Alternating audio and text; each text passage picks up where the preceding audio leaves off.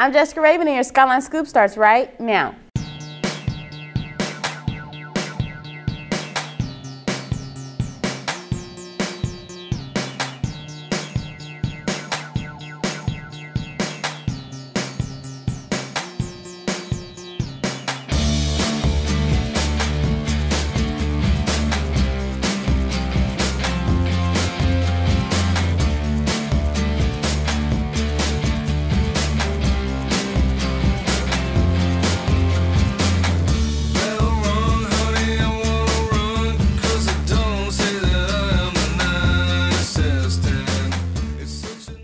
Today is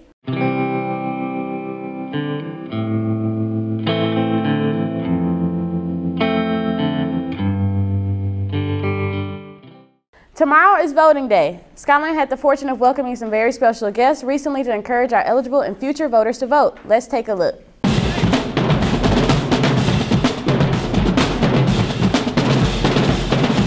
Other people aren't coming here to tell you that your voices have power.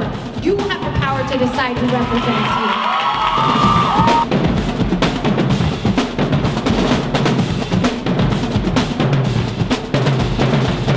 But I'm here because you know why? Because I'm a young, brown, educated woman who's going to use her voice and is going to use her vote and is going to vote. Just like all of y'all, I saw so many hands go up for all those first-time voters. And that gets me so excited because y'all are going to get to experience that feeling of being able to use your voice, just like America was saying, how it's easier to vote than it is to march, right? You are powerful when you are out there standing in the sun, but you also smell. You can stay inside and vote in the air conditioning, okay?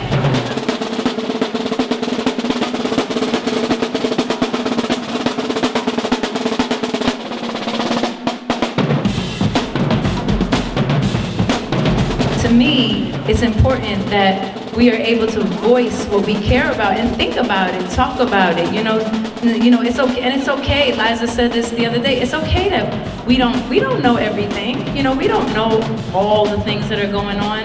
That's okay. I don't either. I'm learning every day.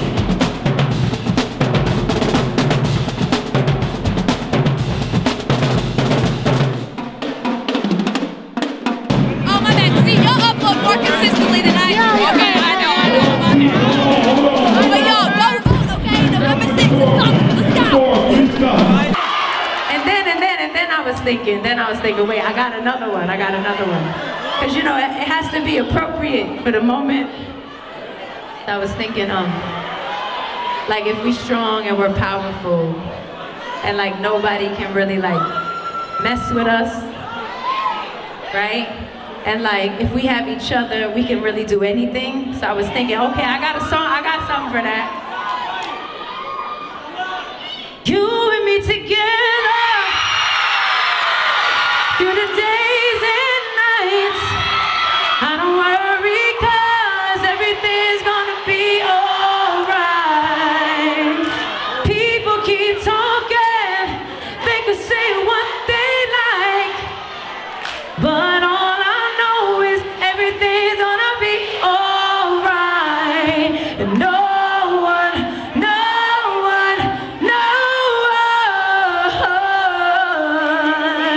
can get in the way of what I'm feeling. No one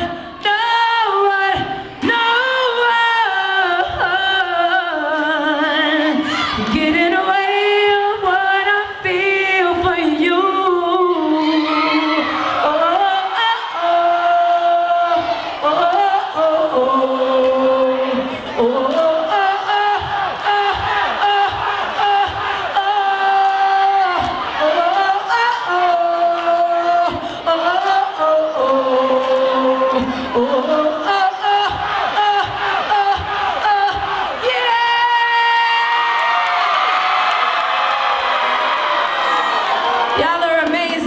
Y'all are amazing. Thank you so much for your voice, for your power, for being incredible. Skyline, stand up!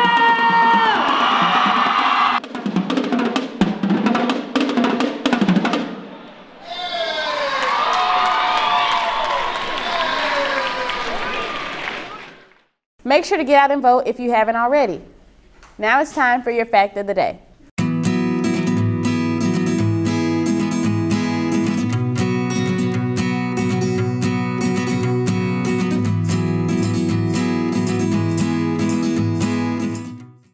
Thanksgiving is this month. Student and faculty, we'd love to hear about your favorite Thanksgiving dishes and family recipes. If you would like to be featured on Skynet, please send your name, class schedule, and a brief note about your Thanksgiving meal to skylinescoop@gmail.com or sign up on the G51 studio door and we'll reach out. Logan's Photography will be here tomorrow to take yearbook orders. They will be in the Senior Cafe from 11 to 1 during all lunches. The price of the book is $65. Now it's time for your 8th segment. Finding and retaining the best talent is key to maintaining a successful enterprise. Today's Army is faced with a task of maintaining its competitive edge with a smaller pool of eligible recruits. All of the services, to include the Army, are in a quest for quality. I do think as the Army draws down, it does give us the flexibility as a nation, as an Army, to enhance the quality. The path to success falls to the recruiting command at Fort Knox, Kentucky, and they are in the unique position to shape the future of the force.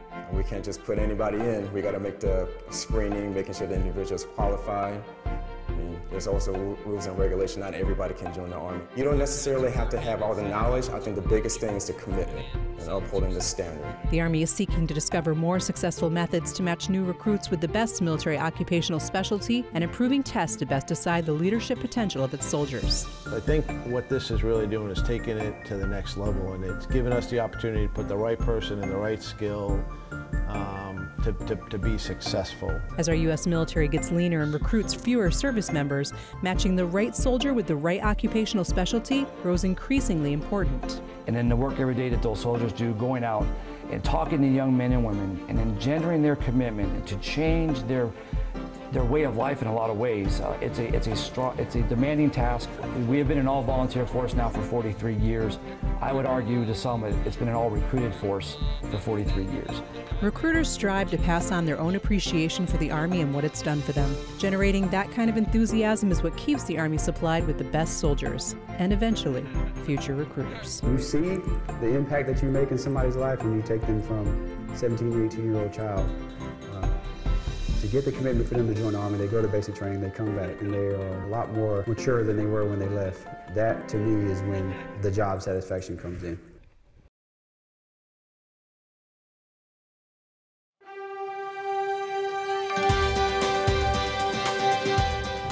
I think it's actually pretty nice because I guess I'm going to learn something new. The Army is reaching out to young women in high school to show them all the opportunities that enlistment has to offer. Staff Sergeant Tiffany Hightower is a recruiter in the U.S. Army Reserve and is one of 44 members of the Army's female recruiting team. I wanted to become an Army recruiter because I wanted to make an impact in taking a civilian from normal life to the soldier life. Sergeant First Class Heather Romine is also on the female recruiting team and says she encourages young women to enlist because she knows they can accomplish anything they set their minds to. Just because you're little and small doesn't mean that you can't go through basic training. That is one thing that people don't understand, that size doesn't matter, it's the heart. If you're going to be able to have the heart to get through basic training, you're going to be able to do it. But I want to learn more what's the Army about, and I want to learn how they do stuff, and then I want to join the Army when I grow up.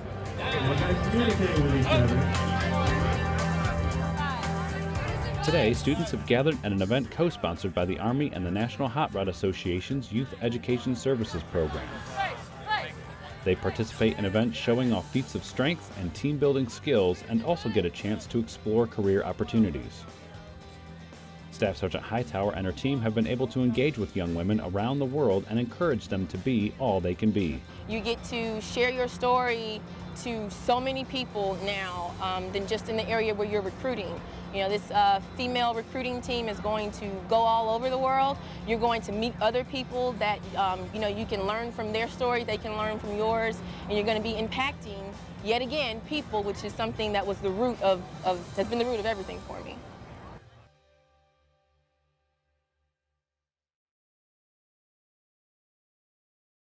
That's all we have for today, Raiders. Be sure to catch up on all things Skyline by following us at Skynet Broadcasting, and to make sure you never miss an episode of your Skyline Scoop, sign up to receive mobile broadcasts by texting at SKYN to 81010. Catch us every day at SkynetBroadcasting.org, and make sure to listen to Tomorrow's Sis Today and every day in the cafeteria and anywhere in the world with Skynet Radio.